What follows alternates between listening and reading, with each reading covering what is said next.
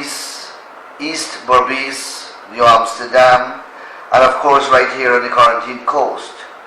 Welcome once again to another program of Issues in the News, where we discuss the important issues that would have taken place in our country over the last few days.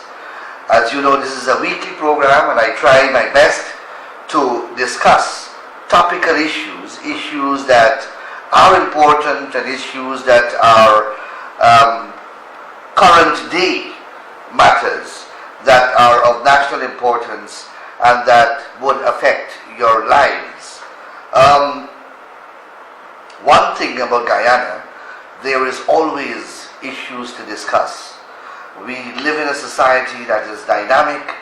We live in a society where the politics is dynamic, and therefore every week you can have a full and packed program. This week, over the last few days, several things would have happened, and I want to highlight a few of them.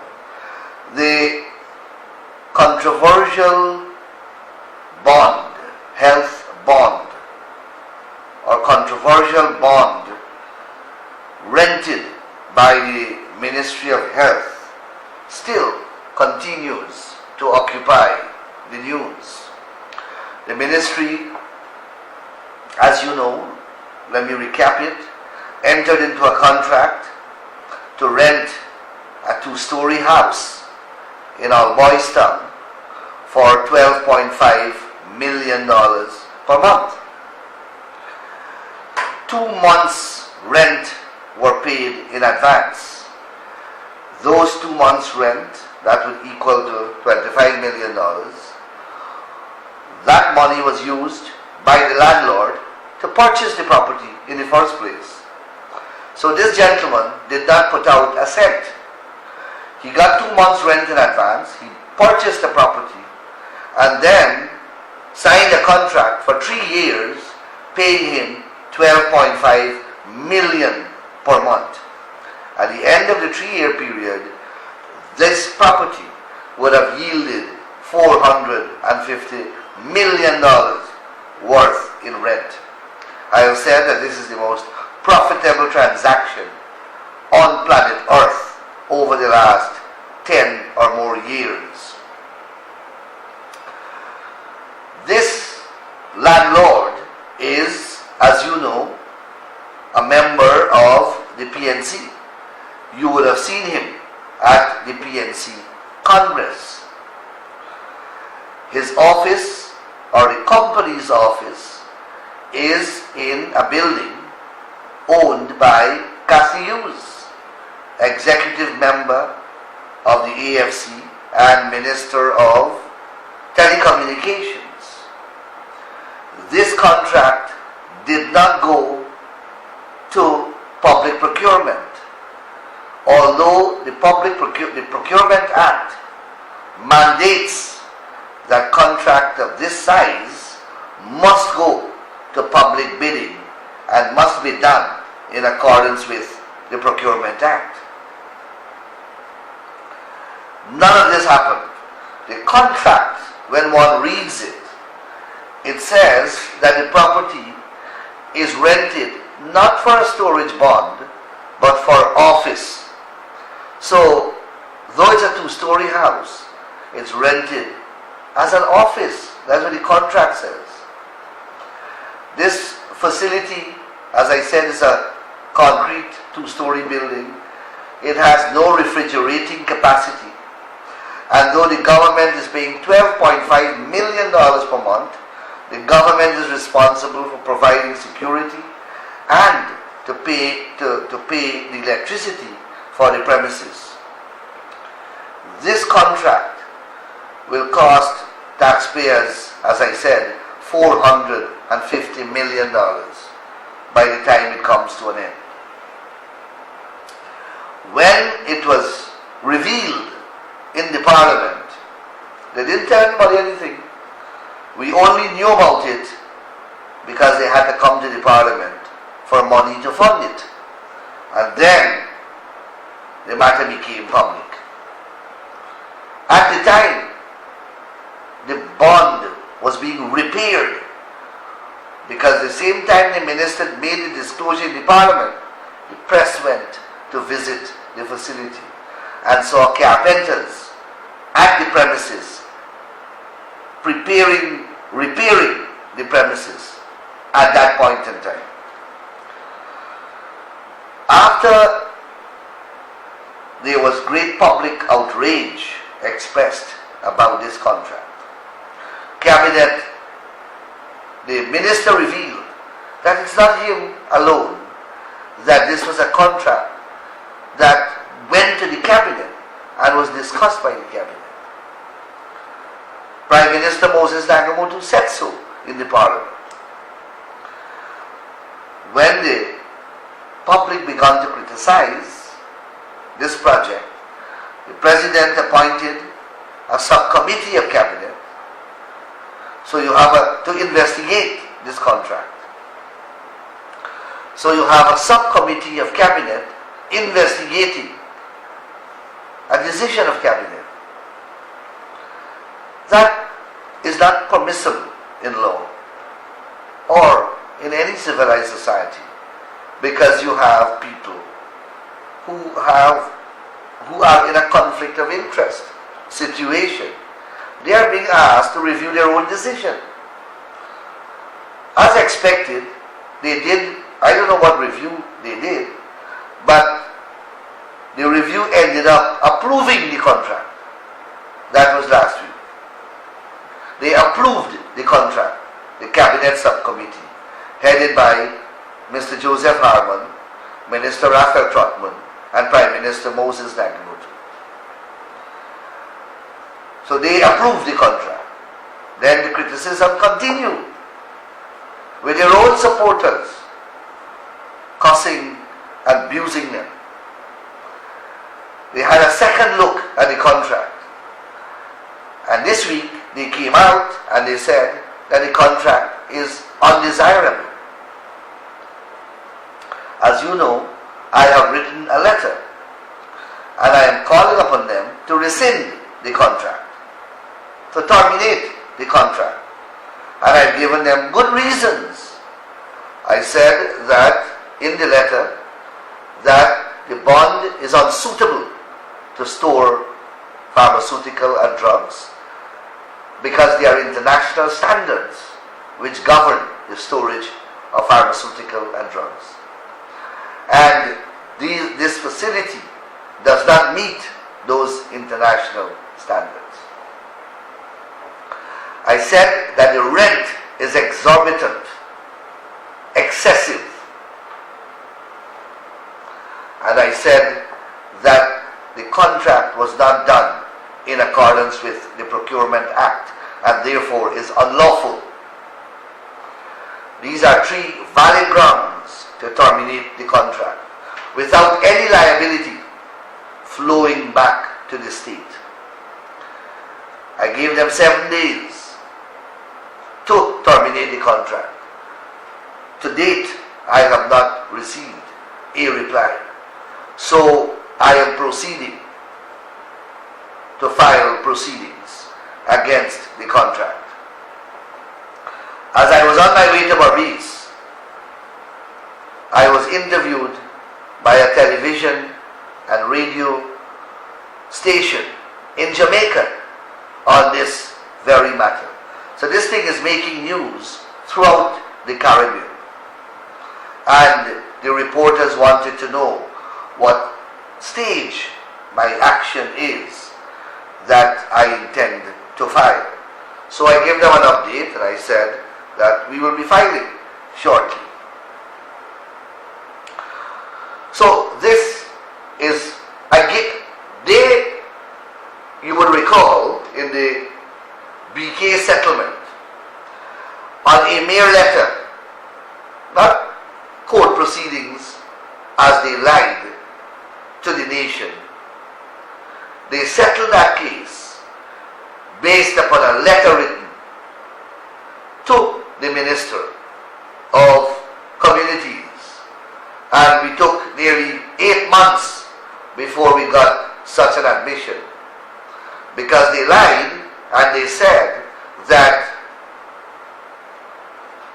BK International had sued them for 10 million US and they settled for 5.7 million. I went into the court system and I couldn't find the action, the proceedings filed, and I made that public. As a result, they had to backpedal. Then the Attorney General came up after 8 months of talking about this thing non-stop.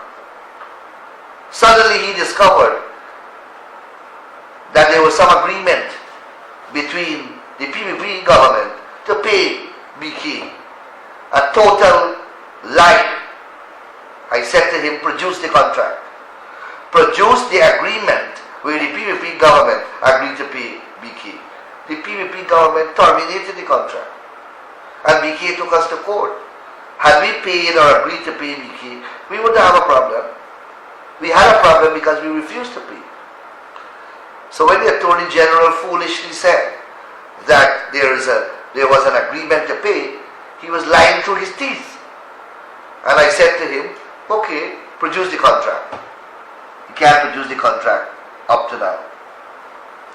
So using the same logic, I wrote a letter because they have a record of settling cases based upon letters. But they are not settling this one. They are not terminating the contract. Why? And why they settled the Brian T. Worry matter on a letter? And why they can't terminate this contract on a letter? Because it's simple. Corruption. They are getting kickbacks. And these are the people who preached every day about corruption, accusing the PPP for corruption, of corruption, while we were in office.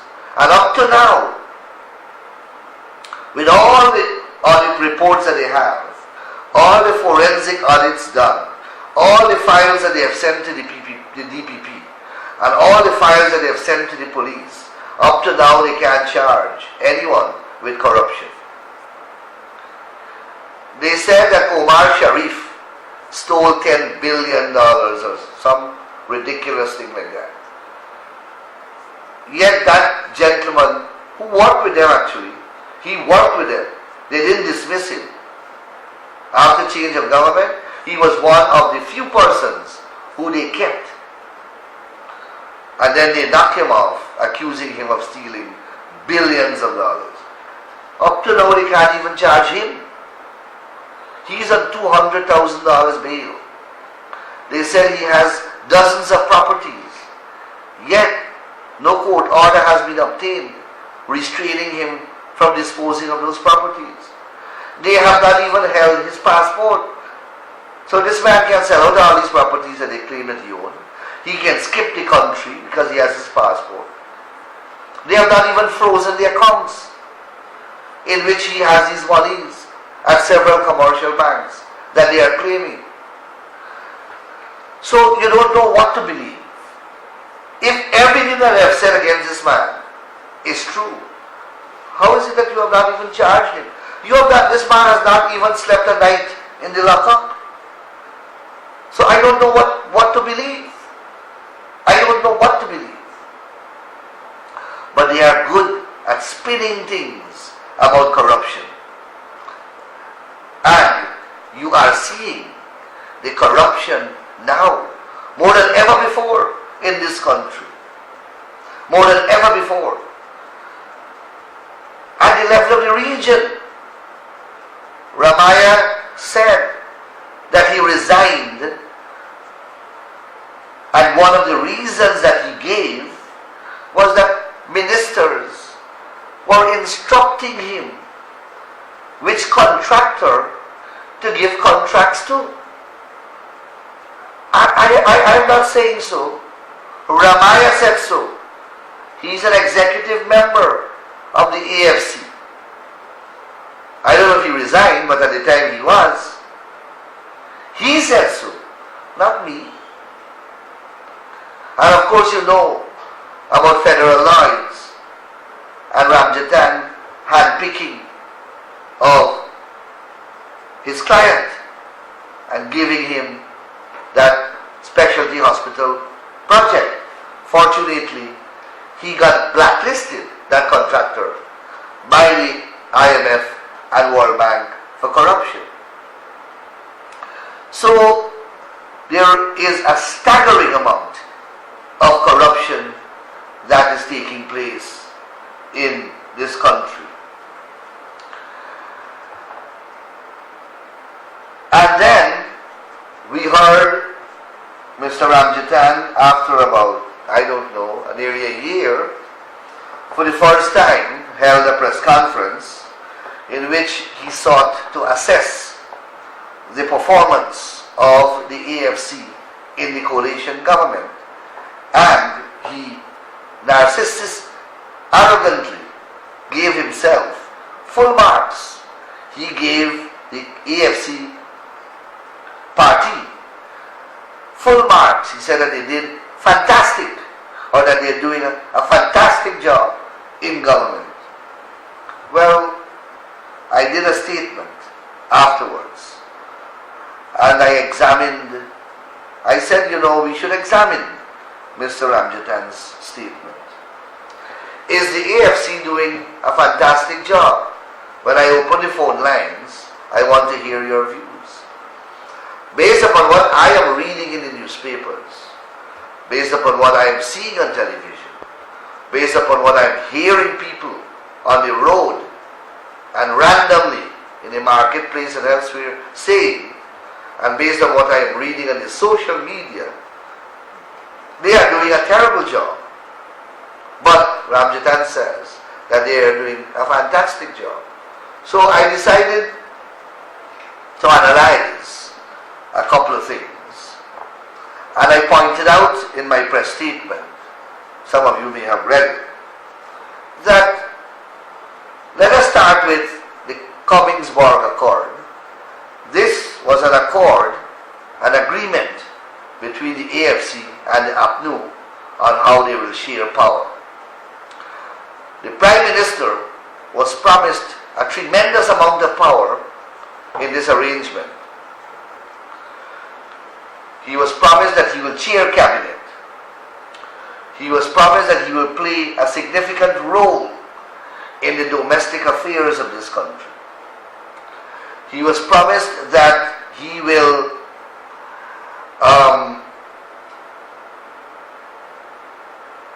be the Minister of Agriculture. He was promised that he would chair cabinet. None of those things happen.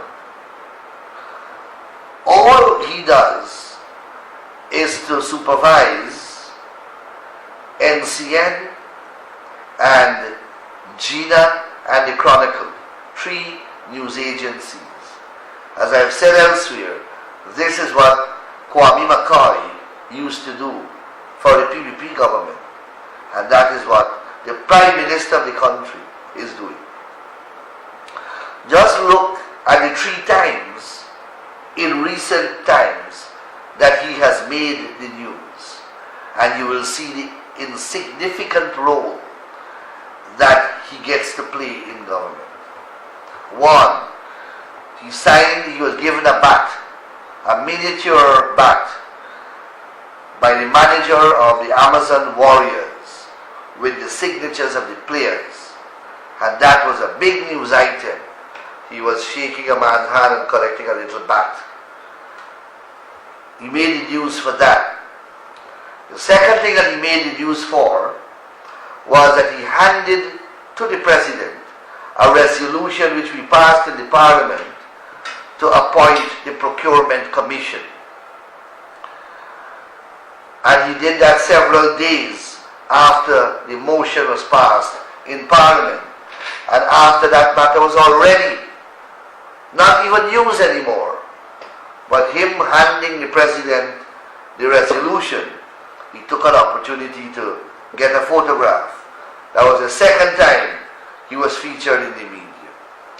The third time recently that he was featured in the media is for instructing the NCN CEO to put back a girl a young lady who was pregnant and who was removed from reading the news because of her pregnancy. Apparently, the Prime Minister of the country, who ought to be dealing with so much important things, so much nationally important things, got the time to instruct the NCN CEO to put back the girl to read the news. And you know, when he did that, he didn't even realize that he interfered with and usurped the function of a board of directors that manage the affairs of NCN. But that is the job that the Prime Minister gets to do. Those are the things that he gets in the news for. So he's totally powerless and has no real functions of a Prime Minister. Take Mr. Cameron Ramjattan himself. When they gave him the job of Home Affairs Minister, of course they changed the name to Public Security. They cut the ministry by half before, and they gave the half to Felix. So Ramjattan got a truncated or a half ministry. And then let us look at his performance, because he says that the AFC is performing fantastically. Well, the AFC, he's the leader. What is his performance as a minister? Repeatedly, you are seeing in the press, people are saying that Mr. Ramjattan is worse than Clement Rohi was as a minister. Now, I don't want to compare the two, I'm just telling you what people said. Mr. Ramjattan tells the nation that crime is decreasing, and you, the people in Berbice and in the country, have a different story to tell. Many people out there, or a majority of the citizens of this country, believe that Ramjattan's performance is below mediocre as a minister. So that's for his performance. Let us look at the Minister of Agriculture. Sugar and rice, the two largest sectors in the agriculture industry, are in absolute chaos. Sugar, we don't know where that is going. We don't know how fast it is closing. Wales is already closed, and this factory and the entire industry is underperforming. Private cane farmers who are supposed to supply 30% of the cane to the factory at Skeldon have been notified over the last few days that the contract that they have come to an end, and whatever cane they supply, all the monies are going to be kept by Gaisuku. The contract between Gaisuku and these workers provide for Gaisuku to take some money and give back the workers some. Gaisuku said they don't want that arrangement anymore. They are going to take the cane and they will not pay the workers a cent, the cane farmers a cent. So that will throw the cane, that will shut down the cane farmers, the private cane farmers. And there are only a few of them left anyhow. So sugar is in the doldrums. Rice. Well, you know the story of rice more than me. More than 40% of the lands that were cultivated last crop will not be cultivated this crop. So this crop, 38 to about 40% less paddy, less rice will be planted. And the farmers who are planting are in survival mode. They are about to be bankrupt. Some of them have already been bankrupt and they can't go back to the land. And you have a Minister of Agriculture who appears absolutely hopeless in terms of what to do. And as I said, you don't have to listen to me. Just listen to Turhen Durga. He is an APNU APNU supporter. Listen to what he has to say about the state of the rice industry. Listen to Jinnah Rahman. These were two fellas who were on the television in Berbice talking about the rice industry when we were in government. And they had all the solutions. Today, they have no solution and they are now highly critical of both the minister and the government. Of course, you have some more issues that you can look at. The AFC promised to have the Procurement Commission up and running within 100 days of government. Well, we are passing 500 days in government and there is still no Procurement Act in force. Not Procurement Act, Procurement Commission up and running. In fact, I have asked for the AFC to identify a singular promise contained in their manifesto which was delivered to the electorate. Just name any one of the hundreds of promises and I can't point to any. So they didn't deliver the Procurement Commission as promised. They promised the sugar workers 25% increase in wages. The sugar workers are unable now to even get their API, more so increased. They promised public servants 20% increase. Nothing happening. They promised rice farmers $1,800 a bag, $900 a bag for paddy. The farmers can't even get $200 a bag for paddy. So how is it the AFC is doing a fantastic job? Has Mr. Ramjatan spoken to Ramaiah recently? Has he spoken to Sesnarayan Singh?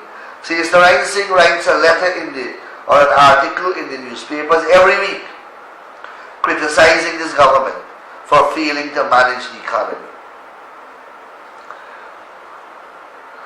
Mr. Ramjatan was unable to get his two nominees, Christopher Ram and Anand Gulsaran, to sit on the Procurement Commission. He submitted their names.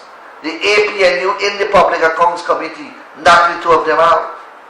So how can the AFC doing well?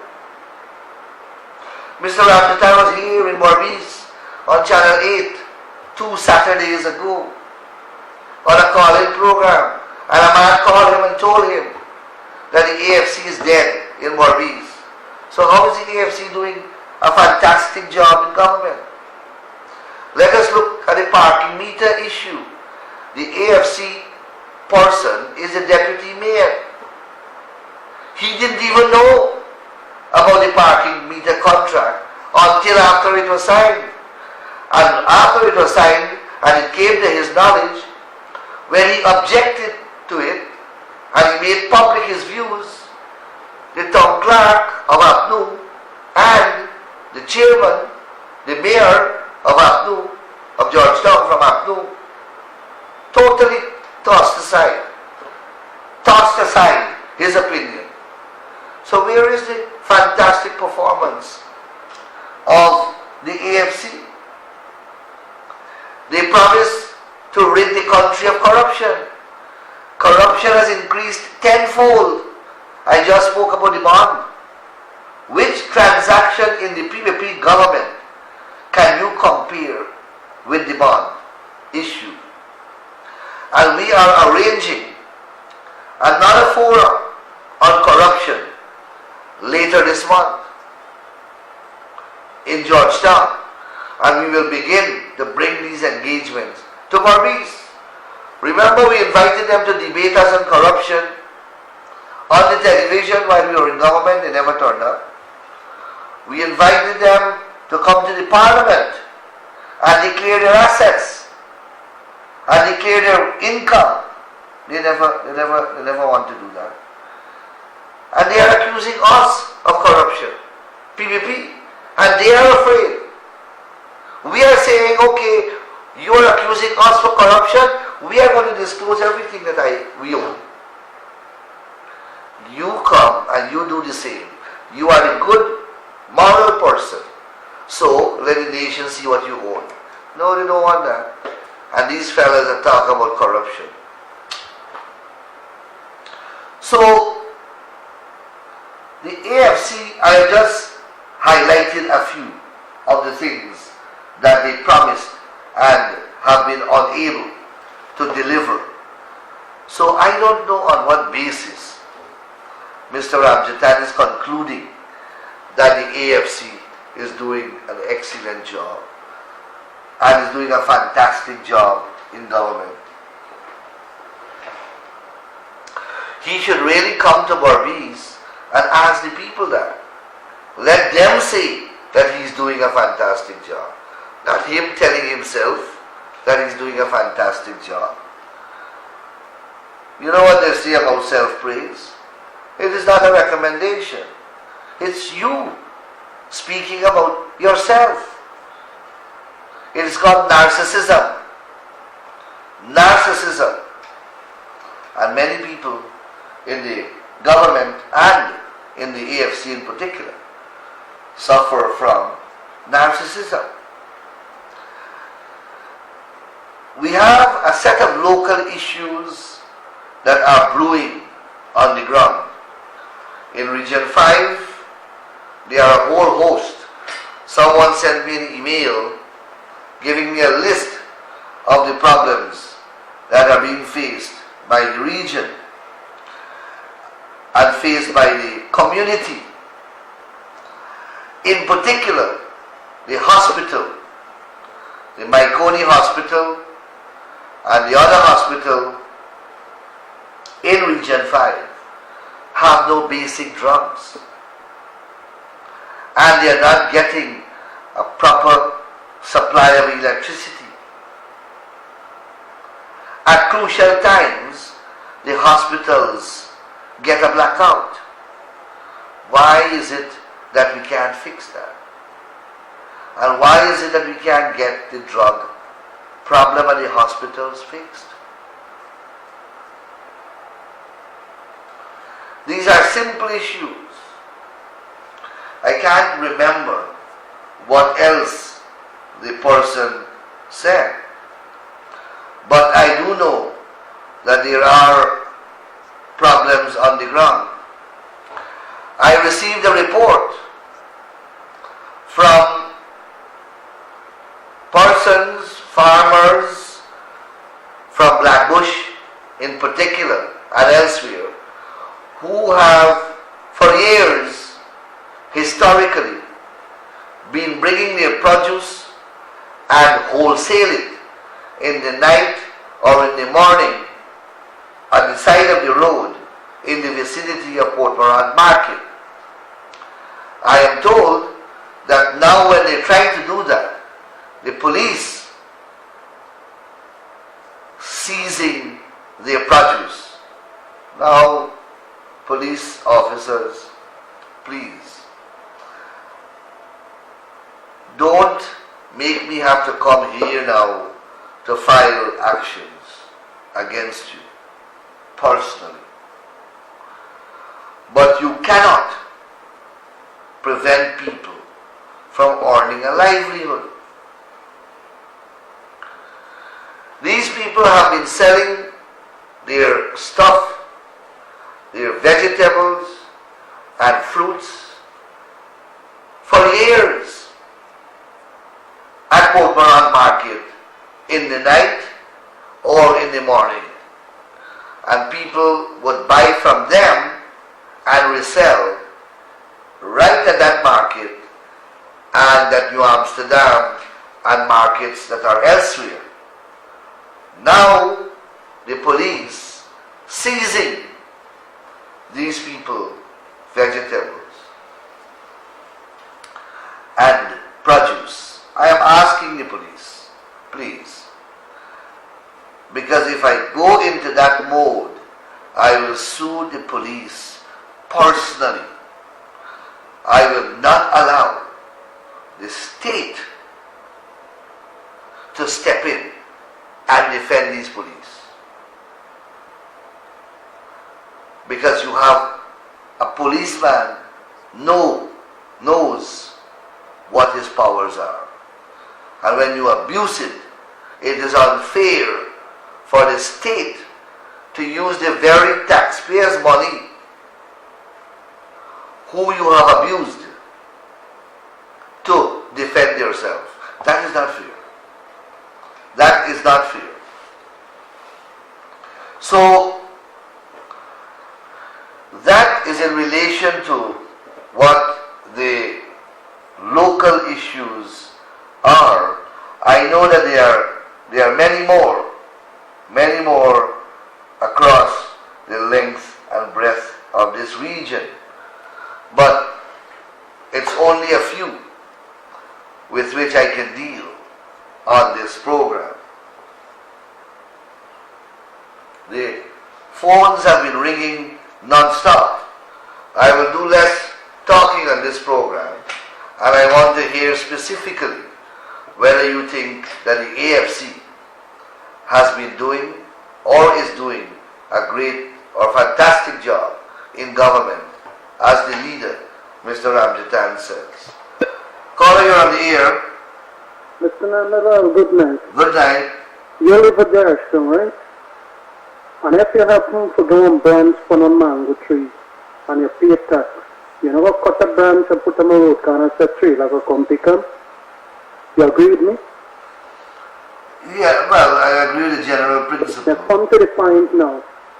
In Chesney, by the battlefield, Albion, the old man strong happy people, 70 year, cut a territory, put them along the side of the road. You first minute come at the same time, stop and tell the man to bring the policeman. The man decides to pick up the territory and put them back in the yard. You first is to bring the policeman. The old man in 70 year, they are $10,000, what you call them, bail. $60,000 when he's charging up for the court, $60,000 fine. That is the man I put for representative. He get this man over this trial party. That man right against the regional vice chairman was trying to control the machine to do work. Reading Guyana Times page 5. You can see where you write against that man. The man is going to destroy this party. Now tell her this thing. Alright, caller, thank you. Alright, the caller is complaining about the chairman, and the party is looking into that matter. We have certain party discipline. If you have a problem with a comrade, if you have a problem with a person to whom the party is close, there are internal mechanisms which have to be employed. No one is authorized to write in the newspapers complaining about a party comrade when those issues can easily be resolved utilizing party mechanisms. The party is looking into that matter. Caller, you're on the air. Hey, good night, sir. How are you doing? I'm fine, thank you. Where are you calling me from? I'm calling from the Hampshire NDC area. Where? Hampshire? Hampshire. Yes. Caller just call. I would like to endorse what you have said. That person you spoke is a very corrupted person. I can remember in 2011, he was at the train line, bamboozling and condemning the PUP. Now he is the chairman for the Hampshire NDC. No, alright. Caller, I don't want to make this program about Yusuf. Alright? I have said already that the party is looking into this matter, and soon actions are going to be taken to address We do the not issue. corrupt people in our system. Okay, alright. But what I want to ask, caller, are you there? Yes, ma'am. Yes. You heard Ramjitan said that the AFC is doing a fantastic job. I'm not interested in, I'm interested with my PVC party. That's anything. No, but do you think that the AFC is doing a fantastic job? Nothing at all. Sorry? Nothing at all. Okay, that's what I wanted to know. Yes, I am not going to make this program a complaint forum against anyone. Alright, I have already expressed my view on that matter, and hopefully callers will desist from mentioning the same issue. Caller, you're on the air. Hey, Mr. Nadal, good night. Good night. I'm calling from Farderson Village. Hi, how are you doing? Good, Chief. I'm going to tell you something. Uh-huh. The AFC government, AFC AFNI, is the worst government in this entire world. But you heard your fellow villager, Prakash, Okay, saying that they're doing a fantastic job. they are absolutely doing a nuisance of a job. I'm going to tell you something. Ramjitan came to this village, and there's a coker by a rice mill. The coker costs 200,000 to repair. That is his family rice mill, Yes. Imamu rice mill. And the man can, as a minister, he can give 200,000 to repair a cooker that will benefit people of this village. And you know what he said? That his heart is still in Farderson village. And he can give 200. It is hard to do what? His heart is still in Farderson village. It is hard to. No, he said that his heart, Oh, his heart is still. yeah, belongs to Farderson village. And he can approve something like $200,000. So that would benefit the entire community, just to repair a cooker. Yeah, but he has no power. That's the point I'm making. Yeah, he's a useless minister. He has no power. And the next issue I want to raise to you, Gaisuku released a letter saying that they are freezing all employment at Kellen Estate. All employment. So When they released that letter, it released last week Friday. Freezing all employment. Even the temporary disqualified workers, they also got freezed. what does that mean? That they're not hiring, They are- or that the workers who are there, They stop hiring. they stop hiring? Stop. Totally. Okay. So that Okay, caller. everywhere no there. Safe. Thank you very much. Well, and the minister is an AFC minister. That's the point I'm making. Yet the leader of the AFC, rather than trying to get them to improve their performance, congratulates themselves and say that they are doing a fantastic job. Caller, you're on the air. Caller? We lost that caller, and that is why someone called into that program 2 weeks ago and told Mr. Ramjitan that there is no AFC anymore in Berbice. Caller, you're on the air. Good night, sir. Good night. I'm calling concerning Denver Factory team. Denmore Factory 18, yes? I have a sister working there, and I want to know if the government forget about that place, really underpay the workers. No. Alright, caller, I'll deal with that. The caller is speaking about Denmore Factory 18, saying that they are underpaying their workers. Well, Denmore is not owned by the government, but nevertheless, the PPP government brought in minimum wage, below which you cannot work. It is an offense to pay someone below the minimum wage. So caller, if you are of the view that they are paying below the minimum wage, then go to the office of the Chief Labor Officer.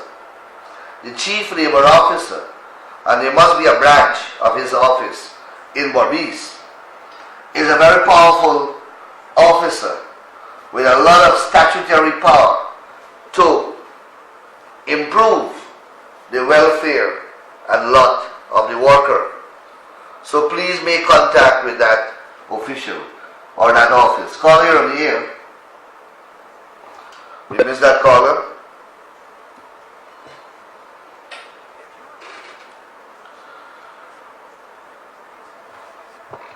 Hello, good night. Good night. Yesterday news, right? Yes. I see that I was in the news, 12 news, saying that the even can't get elected with the APNU anymore because they were self-opinion people. Who? Rajatan, AFC candidate, Area Minister man, Rajatan. Ramjatan. Chandra Rajatan. He said on TV at the news that they contest election one side. The next election coming up. I'm not sure. Well, they were campaigning. They say. Oh, okay. That's what the news. Thank you. And I think in the civil workers, with the guy it's too punishment, man. And if the man is not, then when I talk about what change, say they need change, I get a change. Get a change of Thank you. All right, caller. Thank you. Okay. So, the caller is saying that Mr. Ramjatan was on the television saying, or on the news, saying that the AFC will not be contesting elections by themselves anymore, that they will be contesting as part of APNU. Well, if they contest alone, they will not get a seat. As I said, there is no AFC anymore because they have been consumed by APNU. And that's the point I was making last week. The leader of the PNC, President David Granger, at least he's a point-blank speaker, said very clearly that his party and his government is committed to Burnhamism, to the ideals of Fox Burnham. Well, the people of Berbice know full well what Burnhamism is about and what the ideas of Fox Burnham were. Ramjatan and Moses Nagamotu were sitting right there when he said that. And they must realize that right there and then, that is the end of the AFC. Right there last week or the other week, they realized that that's the end of the AFC. They have to hold on to the APNU because there are certain people to survive, because there are certain people in this country who will never ever vote for anything that is close to Burnham. The PNC changed their name. Call you on the air. Yeah, people are bush. Good night. Yes. I think I would have a low on a Friday afternoon to say like about 6 or 7 hours or 7 o'clock. Yes. And then policeman and this person from this Chima Rosal Fort Mountain been there last week. And when I be travel them hold up until our 11 o'clock myself and then I don't know nobody to tell. And I got come up on Blackbush and these Blackbush people come up on my degree, jealous, you know, my degree. Now, how the people are going to tell? now, comrade, listen to me. For how long have you been selling your load at the same time and at the same location? I be sell about 9 weeks at 5 o'clock afternoon. Start sell like from 5 to 6 o'clock to 7 o'clock, 8 o'clock I have come home back. For how long you have been doing that? Like about 9 weeks now, but before I was go 7 o'clock. More after 9 weeks I was go 7 o'clock. Left out 7 o'clock and I just go. So, What are they objecting to? Them Time? people who sell full session market, then people who are selling the market, then I get through. Then I get the sales and another money. So what is the police, what are the police objecting to? The police have stopped you to even open your trunk. If you can't open and the load heated in the bus, the police have stopped you, can't open your trunk. To sell till after 11 o'clock, let's say. 11 o'clock in the day? In the night. In the night you can only sell after 11? Yeah, 11 o'clock night time. I don't know, I have to find out that call. Thank you. But our policy to our NDCs, chairman, chairperson, chairwomen, councillors, is do not interfere and stop people from making a living. That is not your function. You are there to serve people, to make people's lives a little easier. You are not there to make people's lives more miserable. And that is why we are asking, before you break down stalls, before you remove people from lands, get advice first. This thing is not always about law. It is sometimes about the human being. It may be unlawful for a person to squat on a railway, on an embankment somewhere. But unless we can make adequate provisions to move them, you can't break their house down and throw them out on the road. That is the problem. That is what is happening in Georgetown. They are collecting money from the vendors in the morning and then chasing them out in the afternoon and collecting money from them to sell all day. You can't treat people like that. Calling on the air. Mr. Nandalal. Yes? Good evening, how are you doing? I'm fine, thank you. Look, the quicker, the faster you all get rid of that man Yusuf, the better it will be for your PPP party. You should have done a thorough background check into this man before you embrace him. Please take note. Good night. Thank you, caller. This is another caller voicing an opinion about Mr. Yusuf. Caller, you're on the air. I would like Good night.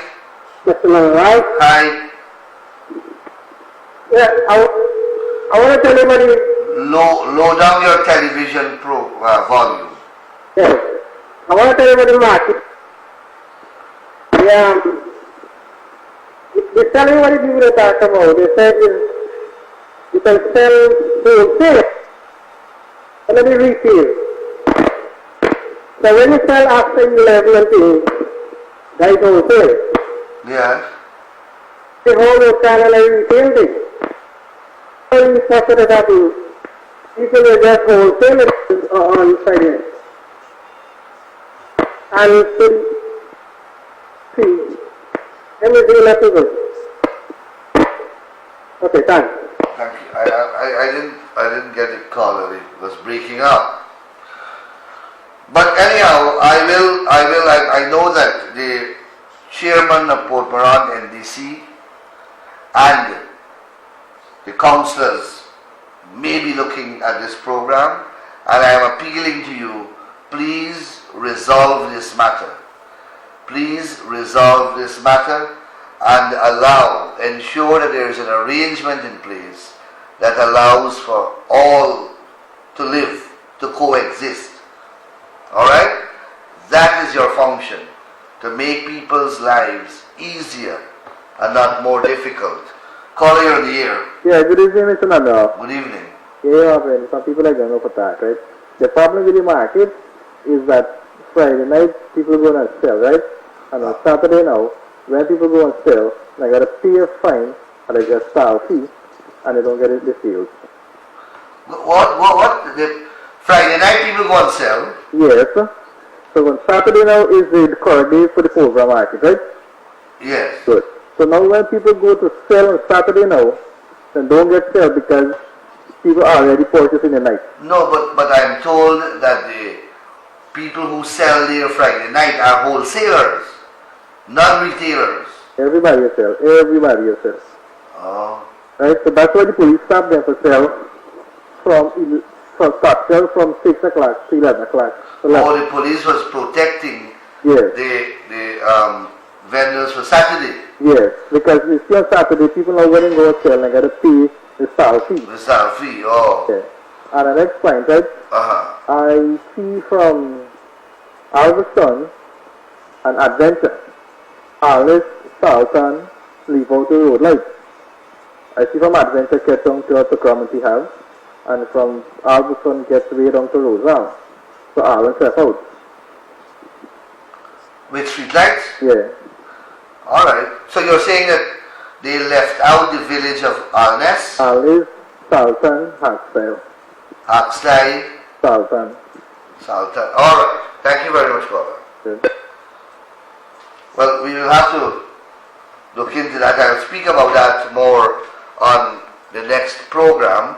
I will take 2 other calls and then we will wrap up. Caller, you're on the air. We missed that caller. One final caller and we will wrap up.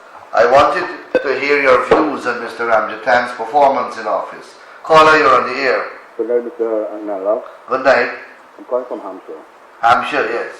I just want to tell you something. At the last election, the AFC received close to 11,000 votes in Middlesex. 10,000 couple hundred. I have my records. Uh-huh. Right. Close to 11,000 votes. Of those 11,000 votes, I can vouch that 99% were RPD people. Supporters, former supporters of the PDP. Yes. But the point I want to make is this, and this should be a lesson for our party for the next election, is that if we had a chairman of Region 6, like Mr. Armogan, prior to 2011, what happened in 2011 and 2015 would never have happened. And I'm telling you why. I don't want to call names, we don't call names, but I want to tell you this. The previous administration caused the PDP to lose both the majority in both elections. They were the main cause that the PDP people turned away from the PDP in Region 6.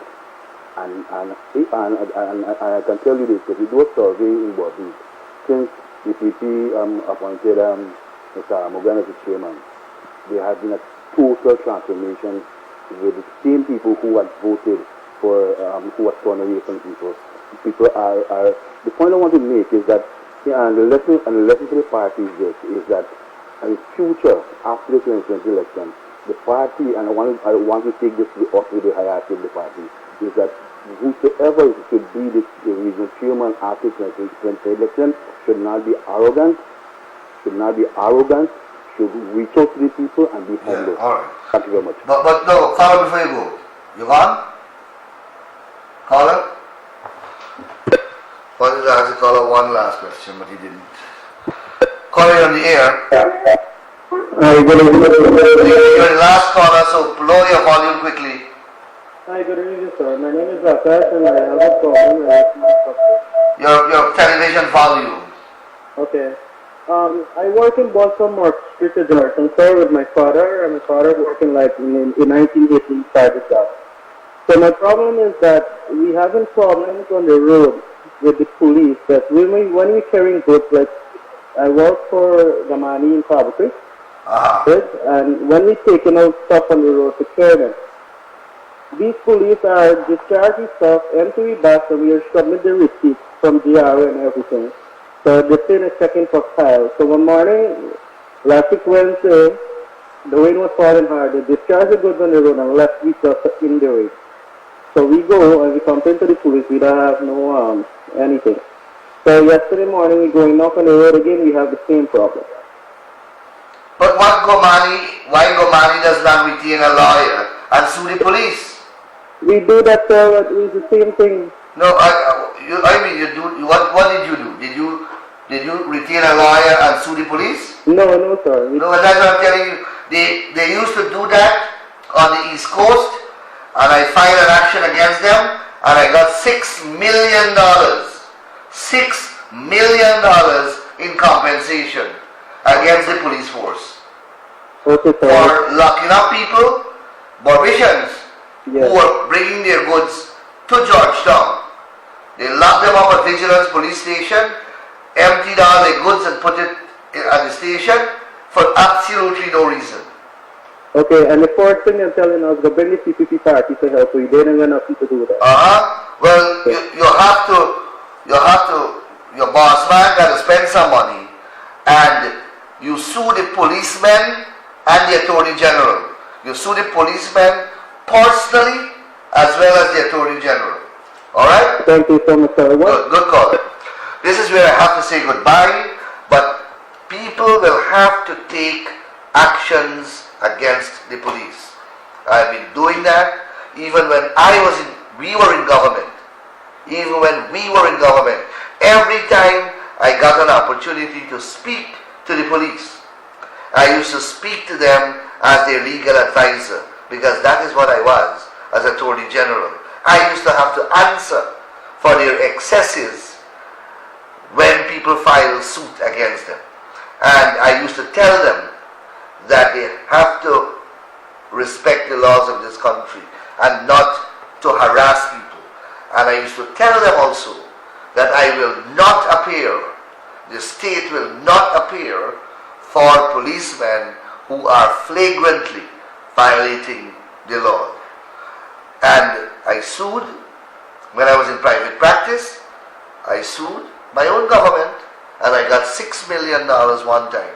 That was the last case I did before I became Attorney General.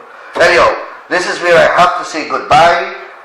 This was a different kind of program in which I allowed you, the people, to speak, and we had more of a discussion rather than me speaking.